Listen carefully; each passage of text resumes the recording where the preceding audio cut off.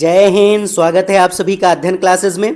आज दोस्तों मात्र 10 मिनट में सीटेट का सबसे इम्पॉर्टेंट टॉपिक मैं यहाँ पर कवर करने वाला हूँ, जो कि है दोस्तों पक्षी। दोस्तों यहाँ से आपके सीटेट एग्ज़ाम में काफ़ी ज़्यादा क्वेश्चंस यहाँ पर बनते हैं, प्रीवियस ईयर में भी पूछे गए हैं और उम्मीद है कि इस बार भी काफ़ी ज़्यादा क्वेश्चंस इस टॉपिक से पूछे जाएंगे। चलिए दोस्तों पक्षी से देख लेते हैं कि यहाँ पर कौन कौन से पक्षियों से आपके सीटेट एग्ज़ाम में पूछे जाते हैं क्वेश्चंस।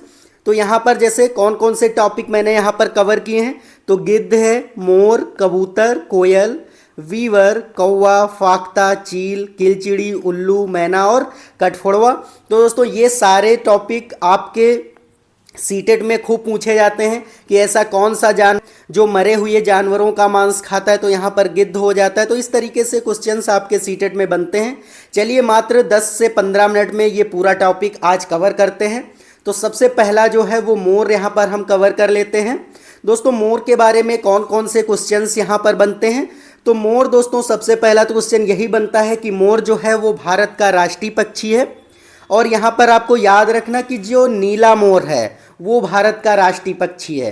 तो यहाँ पर ये पॉइंट आपको नोट कर लेना है कि जो नीला मोर है वो भारत का राष्ट्रीय पक्षी है। और यहाँ पर इसको राष्ट्रीय पक्षी कब बनाया गया भारत सरकार के द्वारा, तो 26 जनवरी 1963 को भारत सरकार द्वारा नीले मोर को भारत का राष्ट्रीय पक्षी यहाँ पर मतलब नेशनल बर्ड घोषित कर दिया गया था। तो यहाँ पर ये क्वेश्चन आपके सीटेट में पूछ लिया जाता है कि मोर को भारत का राष्ट्रीय पक्षी कब घोषित किया गया। तो आपको यहाँ से ये पॉइंट बिल्कुल याद रखना है कि 26 जनवरी 1963 ईस्वी को मोर को भारत का राष्ट्रीय पक्षी घोषित कर दिया गया था। अब दोस्तों यहाँ पर गिद्ध देख लेते हैं।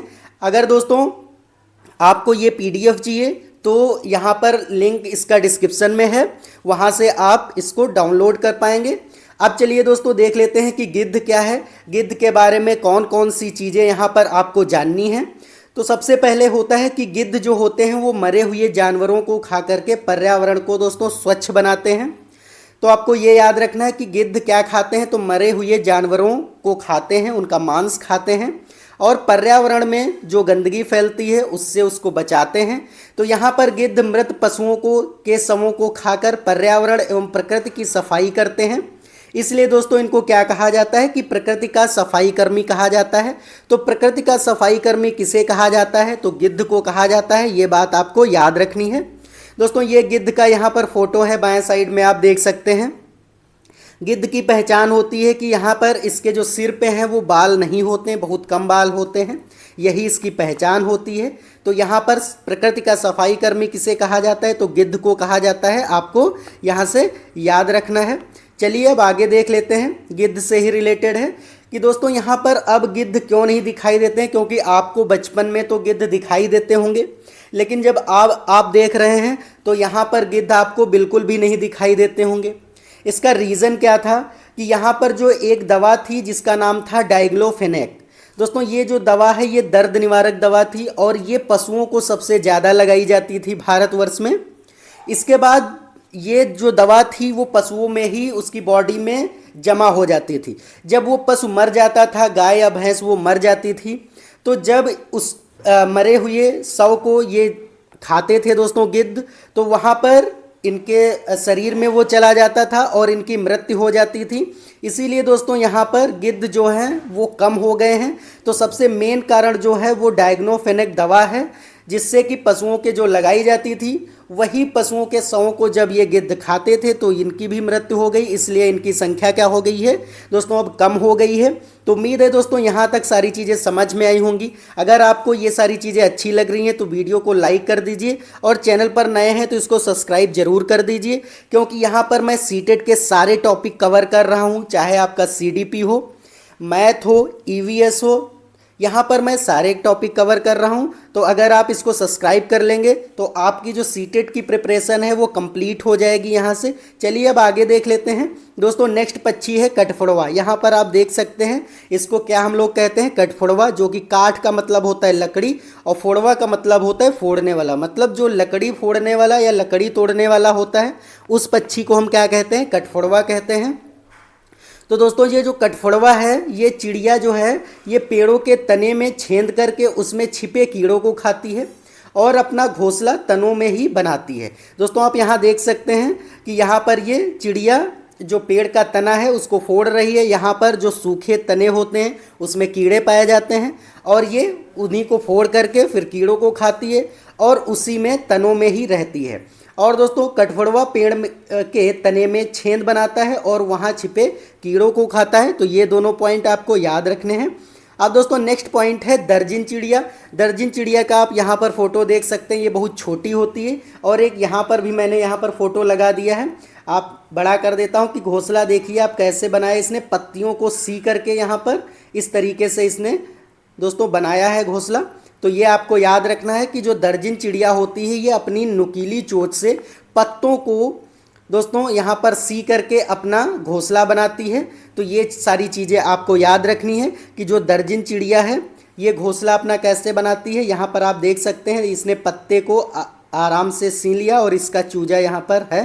तो ये सारी चीज़ें आपको याद रखनी है। ये सीटेट में खूब पूछी जाती है कि ऐसा कौन सा पक्षी है जो पत्तियों को सी करके घोंसला बनाता है। तो दर्जिन चिड़िया है। दर्जिन दोस्तों नाम ही है इसका, दर्जी का मतलब होता है सीना। तो यहाँ से आपको याद रखना है कि कपड़े सिलना या फिर कपड़े सीना, तो इस तरीके से यहाँ पर याद रखना है।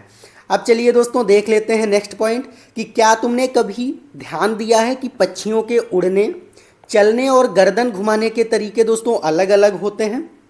बिल्कुल दोस्तों सही है। आपने बहुत सारे बचपन में देखा होगा, अभी भी आप देखते होंगे कि बहुत सारी चिड़िया अलग अलग तरीके से चलती हैं, उड़ती अलग तरीके से हैं, वो गर्दन अलग तरीके से घुमाती हैं। तो इनसे भी क्वेश्चंस आपके सीटेट में पूछे जाते हैं। तो चलिए देख लेते हैं कि यहाँ से कौन कौन से क्वेश्चंस पूछे जाते हैं। तो दोस्तों ये जो चिड़िया है ये है शकरखोरा। दोस्तों जो शकरखोरा है वो अपना घोंसला किसी छोटे पेड़ पर, डाली पर लटकता हुआ घोंसला ये बनाती है। तो इस तरीके से आपको याद रखना है कि जो शकरखोरा है वो अपना घोंसला छोटे पेड़ पर या डाली पर बनाती है। और दोस्तों ये कैसा घोंसला होता है, तो लटकता हुआ घोंसला होता है। ये पॉइंट आपको यहाँ से याद रखना है। अब दोस्तों नेक्स्ट पॉइंट है कि कुछ पक्षी हमसे 4 गुना अधिक देख पाते हैं। बिल्कुल सही है दोस्तों। कुछ पक्षी, मैंने अभी प्रीवियस ईयर जो आपको प्रैक्टिस सेट कराए हैं उसमें मैंने 2 से 3 क्वेश्चंस वहाँ पर चिड़ियों वाले लिए थे और मैंने बताया भी था कि मैं आगे आने वाला जो वीडियो होगा वो चिड़िया पर ही होगा। तो आज का दोस्तों ये वीडियो जो है वो बर्ड्स पर ही रिलेटेड है। तो यहाँ पर जितनी भी बर्ड्स आपके सीटेट में पूछी जाती हैं वो मैंने सारी यहाँ पर कवर कर ली हैं।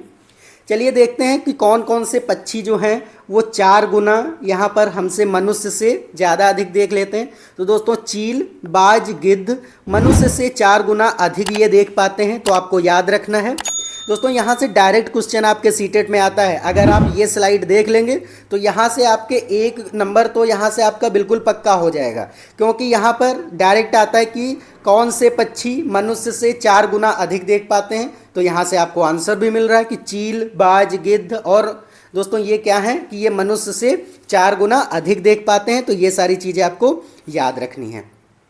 अब दोस्तों नेक्स्ट पक्षी है कौवा। कौवा क्या होता है, तो दोस्तों यहाँ पर याद रखना है आपको कि कौवा काले पंखों वाला होता है और कौवा दोस्तों काँव काँव करता है। ये तो दोस्तों बेसिक पॉइंट था, सभी को पता होता है कि कौवा जो है वो काले पंखों वाला होता है और वो काँव काँव करता है। लेकिन यहाँ ये पॉइंट बहुत इंपॉर्टेंट है कि कौवा ऊंची डाली पर घोंसला बनाता है। आपको याद रखना है कि कौवा क्या करता है, ऊंची डाली पर घोंसला बनाता है। यहाँ से सीटेट में कैसे क्वेश्चन पूछा जाता है कि ऐसा कौन सा पक्षी है जो ऊंची डाली पर घोंसला बनाता है। वहाँ पर दोस्तों आपका जो ऑप्शन होगा वो चील भी होगा, लेकिन आपको चील वहाँ पर नहीं ऑप्शन में टिक करना है, कौवा करना है, क्योंकि कौवा ही क्या है यहाँ पर ऊंची डाली पर घोंसला बनाता है। और कौवे के घोंसले में लोहे के तारों का इस्तेमाल किया जाता है। वो दोस्तों जब अपना घोंसला कौवा बनाता है तो उसमें लोहे के तार भी यूज़ कर लेता है। और दोस्तों यहाँ पर कोयल कौवे के घोंसले में अंडे देती है। तो ये दोस्तों आपको याद रखना है। और सबसे चालाक जो पक्षी है, सबसे चालाक पक्षी दोस्तों कौन सा है, तो सबसे चालाक पक्षी जो है वो कौवा ही है, आपको याद रखना है। तो यहाँ से पूछ लिया जाता है कि ऐसा कौन सा पक्षी है जिसके घोंसले में लोहे के तारों का इस्तेमाल होता है और उसके घोंसले में कोयल जो है वो अंडे देती है, तो कौवा हो जाएगा। यहाँ से ये पॉइंट आपको याद रखना है। अब चलिए देख लेते हैं नेक्स्ट पॉइंट कि पक्षियों के पंख अलग अलग रंगों व डिजाइनों के होते हैं। बिल्कुल सही है दोस्तों, अलग अलग रंग के सभी पक्षी होते हैं और उनकी डिजाइन भी अलग अलग होती हैं।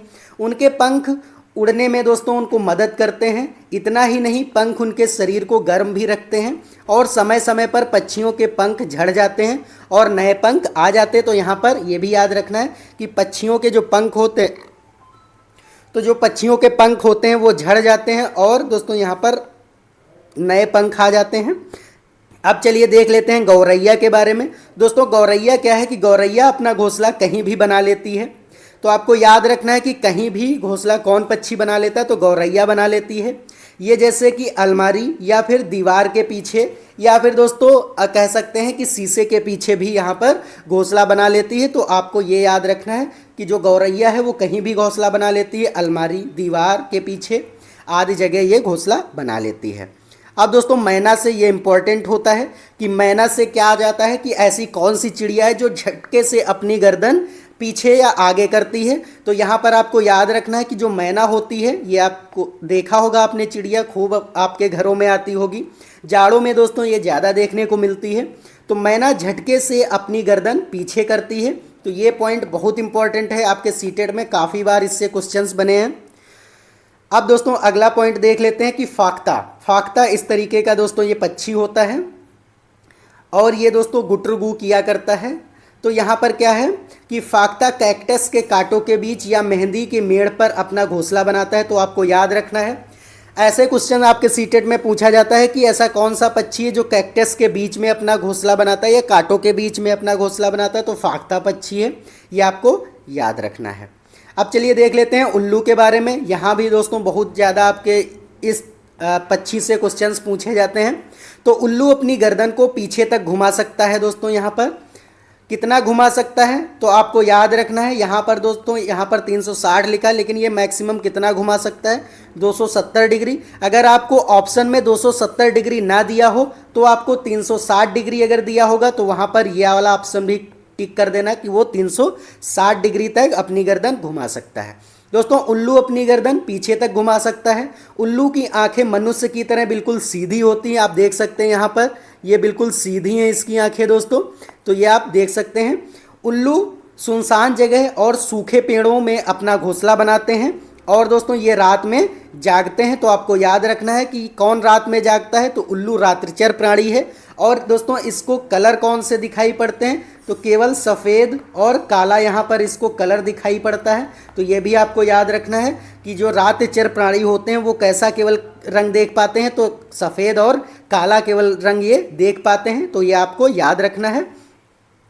अब चलिए दोस्तों किलचिड़ी के बारे में देख लेते हैं। किलचिड़ी दोस्तों ये पक्षी है। किलचिड़ी जो है इसको इंडियन रॉबिन के नाम से भी जाना जाता है और ये पत्थरों के बीच में अपना घोंसला बनाती है।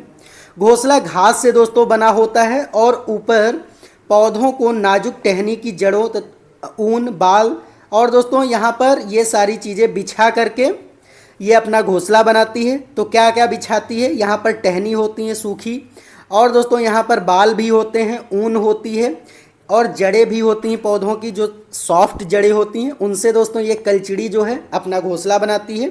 तो ये चीज़ दोस्तों आपको याद रखनी है।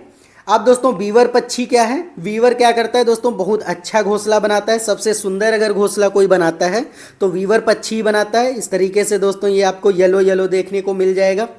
दोस्तों जो वीवर पक्षी होता है ये सभी नर वीवर अपने अपना घोंसला बनाते हैं। यहाँ पर कौन घोंसला बनाता है, तो नर वीवर बनाते हैं यहाँ पर घोंसला और ये काफ़ी सुंदर बनाते हैं। अब इसलिए सुंदर बनाते हैं कि जो इनकी जो मादा होती है चिड़िया, वो यहाँ पर इनका घोंसला सेलेक्ट करती है और जो सबसे अच्छा घोंसला होता है उसको सबसे सेफ घोंसला लगता है, उसमें वो अंडे देती है। तो मादा वीवर सभी घोंसलों को देखती है, उनमें से जो अच्छा लगता है और उसी में दोस्तों यह अंडे देती है। तो आपको याद रखना है कि नर वीवर घोंसला बनाता है और मादा वीवर चुनती है घोंसले को कि कौन सा अच्छा है। तो ये सारी चीज़ें आपको यहाँ से याद रखनी है।